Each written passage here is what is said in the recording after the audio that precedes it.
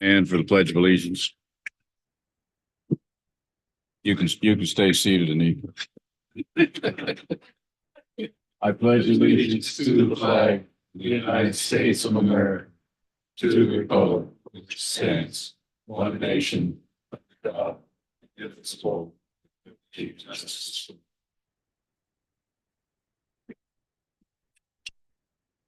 Please answer to the roll. Deborah Lehman, Leroy Blake, Isaiah White, here. Steve Orlando, Bob Wright, present. Brooks McCougan, Jackie Stanley, present. Sarah Lynn Durham, and Bill Thomay is here. Okay. Can I have a motion to approve the meetings of our last regular meeting of February 12th? Thank you. It's been moved and seconded to approve the minutes of February 12th. All those in favor? Those opposed? Motion passed. Second motion for approval of the special meeting minutes of February 21st. Can motion that, please? So moved. Second. And all those in favor? Those opposed? Motion's passed. Public comments. Yes, ma'am.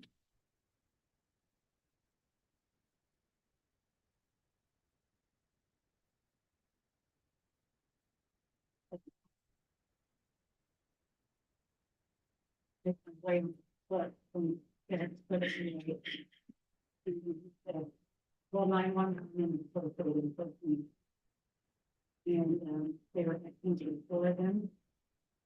And they came in, put me up on the chair, back my foot, and we did a great job. They helped you. Yeah, they helped with the charm. Yeah, they were great. Nice. Okay, thank you. It's nice to hear the good stuff. Any other public comments? Okay, Chief's report. Good evening, everybody. Happy Monday. I'm saddened that you are a customer of ours in this fashion, but we wish you a speedy recovery and let us know if we can ever help you with anything as well. So we are in March now. I know it's the right spot here. So first, we had a structure fire earlier today. We had to close down Betsy Carrison. If you know anything about Betsy Carrison, there's only hydrants on one side of the road. So every time we have a fire in Betsy Carrison, we have to shut down the road completely both directions.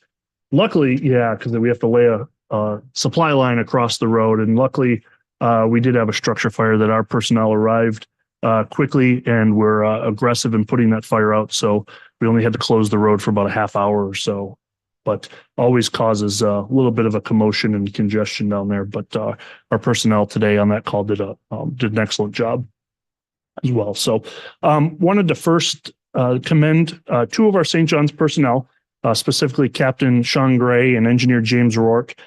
They completed last week the State Firefighters Association Fire Officer Academy. About this academy, it is a very rigorous selection process. About 75 people applied, including some other people from our department as well, too. And we were the only department that had 2 people selected to be in that class of about 20 to 25 people. I can't remember exactly. So it's a very rigorous selection process. They had a lot of work to do, and it's one of, from what I know of the program, it's one of the best classes for fire officers there is. And they've already reached out to me to have some discussions about what they've learned and how they can bring that back to improve St. John's. So I'm really, really proud of them for first applying, accepting, and then going through the program. They did a great job on that as well, too. So we did move our plan in place. So we do now have a captain on every apparatus, excluding the tender. When we talk about our HR report and our vacancies, that'll kind of factor in a little bit on that, because we've moved. 6 people were recently promoted, which I'll talk about here in a minute.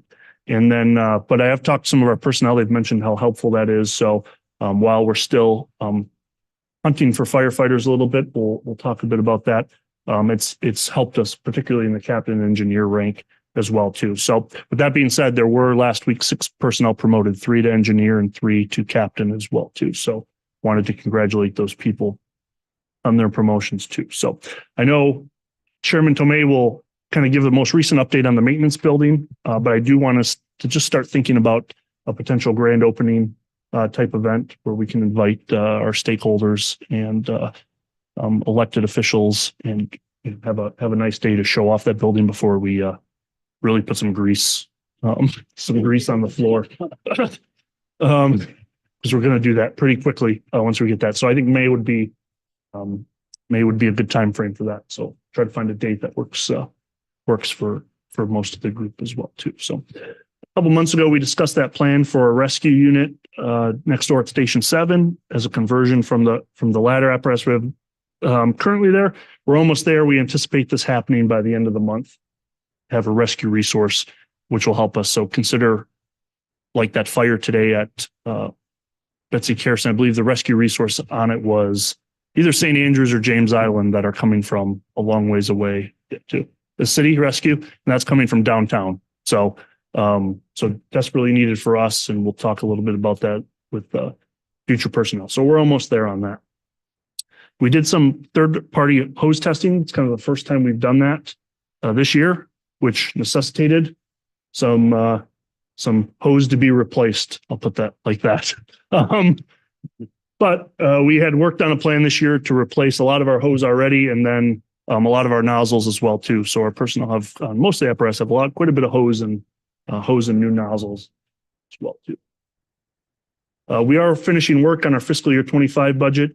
I sent an email today about March 19th, 1 p.m. was kind of an initial time frame we talked about for that meeting as a joint finance and strategic plan as well too. Some things to cover in that meeting is the fiscal 25-year budget, and then make some decisions on future strategic planning and projects and things like that as well too. So I'll let Deborah kind of leave that in her committee report and make sure that date works for everybody as well too. So we had 2 personnel attend the South Carolina EMS Symposium. They came back, so they learned a lot more about state regulations and training requirements, and that'll help us in our future medical delivery as well too. We have EMT Basic and Advanced EMT still underway. Those are on schedule, and Chief McCullough is here. He is working on an MOU with MUSC for our med control. So we have a med control doctor that, kind of keeps an eye on us. I'll say it that way. That current MOU was signed in 2014, and times have changed a bit. So we're reorganizing that MOU to be in agreement with MUSC and us as well too. No, we are different. We're different than Charles County EMS, right? Yeah. Our new medical provider is Dr. Malabash with MUSC, and he's been very receptive. He has spent a lot of time with Scott, did some ride-alongs, I think a few weeks ago, didn't he? Yeah. So yeah, came and rode with our battalion chiefs to see what it looks like when what we do. So he's very interested in helping us more, and it's been a good relationship so far. So with that, really the personnel logged over 2,200 hours of training in February. And I think for that, I'm going to first introduce, and I think a lot of you met her and maybe some of you have not, but Ms. Teresa, I'm going to have her give our human resources report and welcome her to St. John's as she started within the last month. I pushed the button. That's the first test. Okay. Can you hear me? Is that good? I know. So hi to everybody that I saw on Zoom or here the other day. Still here. That's good, right? We're getting through things and learning a lot of things. So my report here, staffing, as the chief mentioned, we currently have 18 openings. One is the assistant fire chief, which we interviewed last week. 4 candidates, and they're in the review process now to make a decision on that for the that was for the assistant fire chief.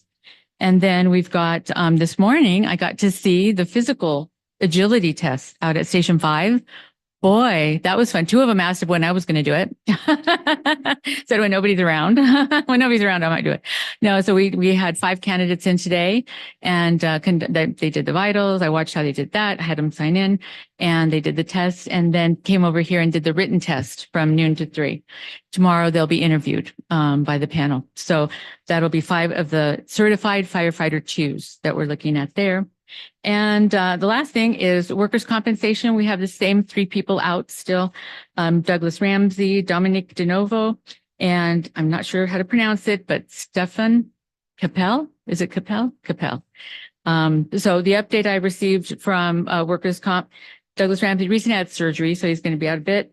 Dominique has a few more weeks on a hamstring, and Capel, that's a long-term injury that he's out with. So that's where we are. And if there's anything else that you would like in a future report, please let me know. Be happy to oblige.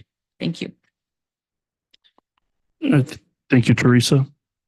I think that concludes my chief's report. There is some incident statistics. We tried a new kind of canned report. If it's kind of not to your liking, let us know. We can kind of curtail it as well too, but it's something that's a little bit more efficient for our staff to provide. But if you have any questions or it doesn't make sense, let me know. We can always go back or change it however it is too. But you can review those. Other than that, there's nothing larger. Anything. So, sir.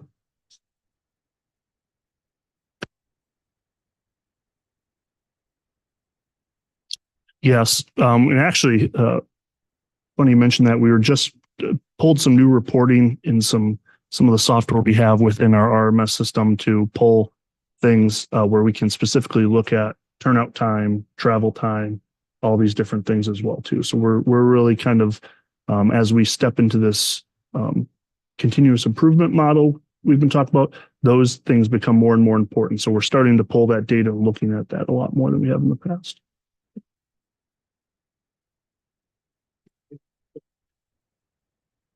Yeah, we can definitely do that. And we do the 90th percentile, month to month, it's fine. What happens is and skews our data sometimes is the walk-ins. So you'll have zeros for everything, dispatched and routed. And then also, sometimes there are those outliers. I know of one, a few months ago on Key where we were dispatched to the wrong address on the other side of the island. So what looks like a 19-minute response time was just the fact that the wrong address was given and we were on two other end of the island. There's nothing so that's why you look at not necessarily the average, but it's, there's always those kind of outliers on both sides as well too. So it's, what are we doing 90% of the time in that function? So. Chief. Okay. Financial report, Danielle. Hello, everyone, and happy Monday. Monday. I'm going to go over the finance report. The overall operating expense budget remaining goal is 33%. We are currently trending with savings at 35%. The operating balance as of February 29th was 17.6 million. The LJIT balance was 12,000. The 2021 Go Bond balance was at 18,000. The 2022 Go Bond balance was at 252,000. And the 2023 Go Bond balance was at 2.1 million. Moving on to revenue, in February, we collected reimbursements for retiree premiums, and then we received $10 million for our January collections from Charleston County. This puts us in a really good position because we have more revenue now than we had the entire fiscal year of 2023. That's a good thing. Yes. Moving on to the dashboard. For the month of February, we see that the year-to-date operating expenditures is at 13 million, which includes encumbrances, and the staff efficiency for February was 87%. Any questions? No questions. It's I think Bob had mentioned prior to the meeting, but that, that revenue was what we were hoping and anticipating for, and we were on track. Okay, attorney's update. Donald. I think the main thing is that Chief and I met with the lawyer and engineer, I think, from St. John's Water. Had I thought a very good meeting, sort of good vibes from both sides, and we're making progress. Not quite there yet, but I'd say two good steps in the right direction. Fair enough. Yeah. I think that there's a true willingness to try to find a common ground. We've got a few little details to look out, so we're getting On that topic, I confirmed, and so did the chief, that Seabrook Island wrote off the receivable amount for fire hydrants and they will no longer be charging them. Right. We mentioned that, I think, but having known it's done will be a good card to have. Yes, we're still waiting to hear back on a couple of the things we were Okay, investigating, questions asked about it. So Okay. we're still waiting for kind of official answer. So typical law report, things are going slower than we want, but they're going right. Okay. Any unfinished business or old business? Any? No? How about new business?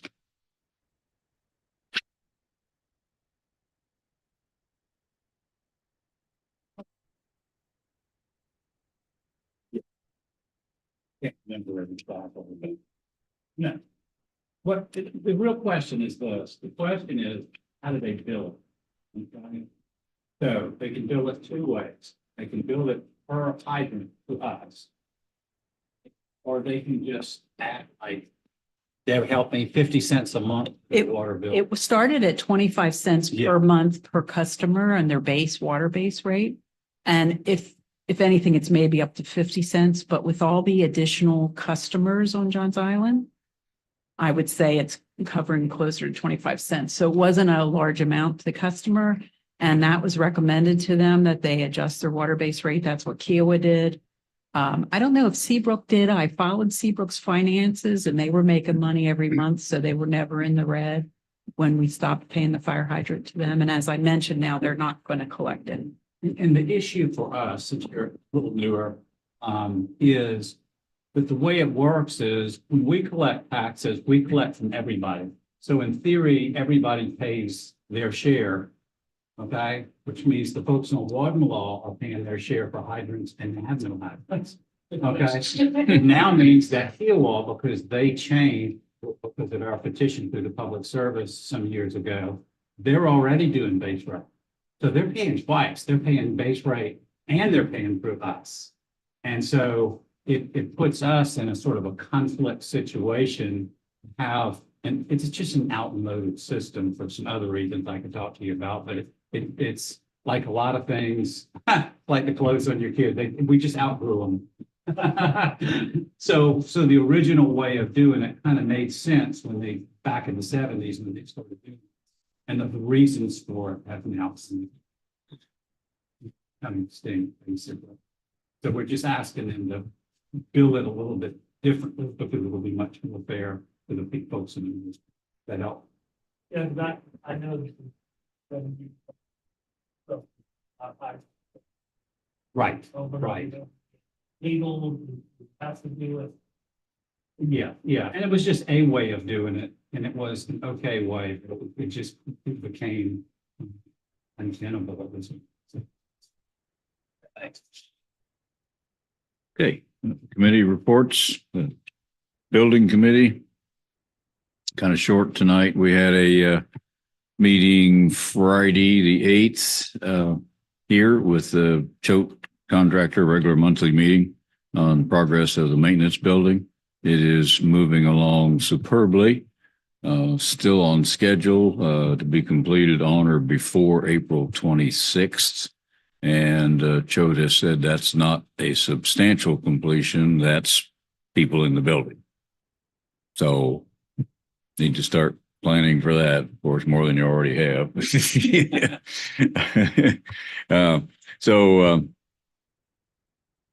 So that's moving along well.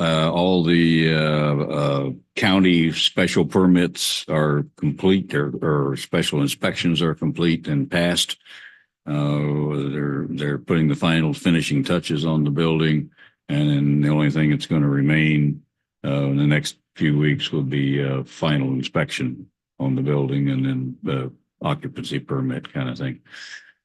So the Kiowa River building, there's no change in that. We're still waiting on the county to give us a lease agreement that we can look at.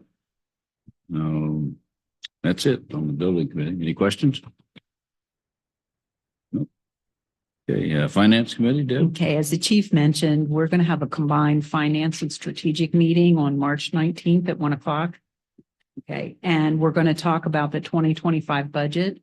It was technically due this Friday, the 15th, but the county did give us an extension till the 22nd. So that's why it's important that we meet hopefully around the 19th in case we have to tweak anything. And then we're going to go over the strategic plan because we need to understand, you know, the prioritization and the timing of our different strategic items because we need to talk about the debt service.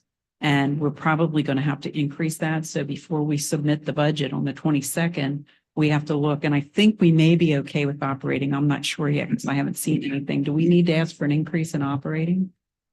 We don't project that. Okay. But As we'll of find now. that out on the 19th. Yeah, I've got a whole, Okay, that's I all don't want to right. go too far. All right, that's But yes, okay. we don't expect we will have to do a debt service Yes. I was Um, going to say, I expect, increase anyway, but we don't expect an operating increase. so on the 19th, we'll refine that also. That's it.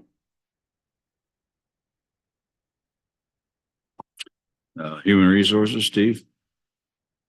We did not meet. Strategic Planning, Ike? Yes, I'm just gonna basically piggyback on what Deborah just said just now, that we're gonna have both committee meetings together. And now next meeting after the 19th, I'll have more fun of the strategic part of it. Once we get together and discuss certain things, and I can bring back that information and share it with you. Thank you. Okay. Any firefighter comments? Okay. Commissioner comments. Start on my left with Ike. Good evening again. Ma'am, I would really thank you for coming in to express what the workers are doing here on the island. It means a lot. You may not think, but it does. I also want to just personally thank you for taking your time to come down here and express what they are doing out there for the public. Makes me feel good. Thank you so very much. Yes, ma'am. And also, I would like to congratulate all the promotions that was done this week with the in the special class and everything. And as a whole, I'd like to thank the department on their continued hard work. And I really appreciate them, and we will back them as best we could in anything they want to do and any endeavor they come upon. Thank you. Okay. I agree with everything that Ike said. Yeah, I think he pretty well covered everything. Thank you, Ike. Okay. Carolyn? I guess I would third that. Thank you for coming in and giving us that positive feedback from the community as well. And congratulations to all those who worked so hard in those classes and was able to fulfill and pass it. So we're truly grateful for that. Bob? Welcome aboard, Teresa. Nice addition. And I second, third, and fourth previous comments. Leroy? I also congratulate everyone who got promoted, and please watch the steps.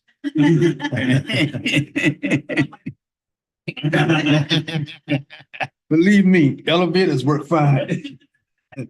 One question. Are we going back and looking at any of the retired firefighters? And the reason I'm asking that, one of the guys who I talk to regularly on a hunting basis told me that one of our firefighters is doing pretty poorly, and he has cancer, and we all know that cancer is one of the things that most firefighters end up with.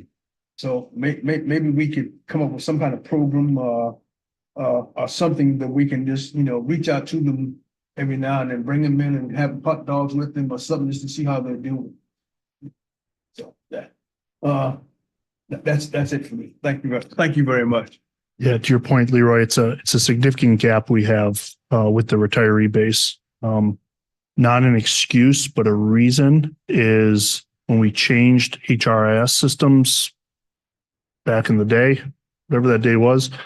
There's been a lot of information lost on those people and where they're at in, the retirements and things like that, and the true retirements and things like that. And that's something we have struggled with for the last, because I've talked about doing an award ceremony thing and inviting them to that and things like that. And sometimes there's a significant gap in just even their right phone numbers and addresses and things like that as well too. And that's something down the road I'm going to task Teresa with. But we have, and record keeping's been a little all over the place for a couple decades here. So it's been tough for us, but that is something that's very much on my mind. Jackie? There's not a whole lot I could say, everybody. I can agree with every on the board here, what they say. Thank everybody. Definitely welcome, Teresa. Go from that point. Thank you. Steve? Want to thank everyone in the district for everything that you do. And Teresa, welcome aboard. I look forward to working with you. Yep. I'm the 8th ditto, but I want to especially welcome you, Teresa, to this adventure. It will be interesting. Yeah.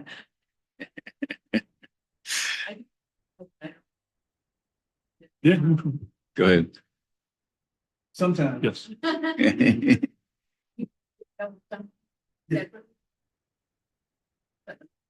Okay, sure. Yeah. And those are relationships too, that when we hear those things, we definitely want to do something for them.